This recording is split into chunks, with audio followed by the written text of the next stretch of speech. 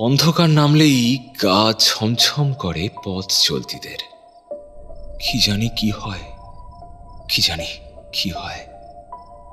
শহরের এই খালটার পাশেই গুটি কয়েক গাছগাছড়ার ফাঁক দিয়ে ভয় নেমে আসে রাস্তার উপর। সপ্তাহের পর সপ্তাহ কেটে যাচ্ছে, তাও খুনি ধরা পড়ছে না। কারণ ডেড বডির প্রায় কিছুই তো পড়ে থাকছে না সেখানে, কয়েকটা জামা কাপড়ের টুকরো ছাড়া। গতকাল এখানকার এক প্রমোটার এসেছিলেন এই রাস্তায়, আকণ্ঠ ঢেলে এই পথেই বাড়ি ফিরছিলেন। খালের পাশের রাস্তায় গাড়ি ঢোকে না, তাই হেঁটেই ফিরছিলেন। তার সাথেও একই হলো। আচ্ছা, কে এমন নৃশংসভাবে মানুষ মারছে? কয়েকটা জামা কাপড়ের টুকরো ছাড়া আর কিচ্ছু অবশিষ্ট নেই, কিচ্ছু না। আমি এই পাড়াতেই থাকি, একাই থাকি, ভালো লাগে না। আসলে গত বছর ওরা ঠিক এইভাবেই আমাকে মেরেছিল, কেটে ফেলেছিল কোপের পর কোপে। আমি টু শব্দও করতে পারিনি, কারণ আমার শব্দ নেই।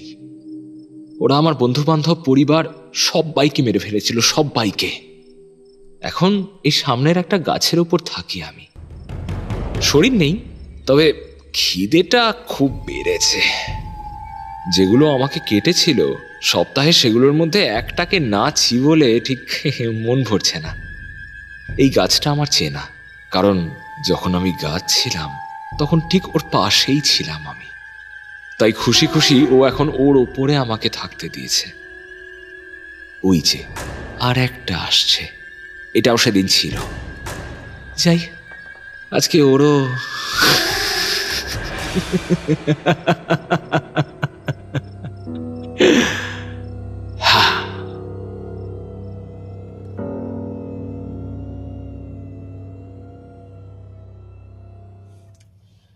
কেমন লাগছে আমাদের নতুন সেগমেন্ট শর্ট এ স্টোরি? অবশ্যই আমাদের জানাতে ভুলবেন না। Like, share and subscribe, and please don't forget to comment. Thank you.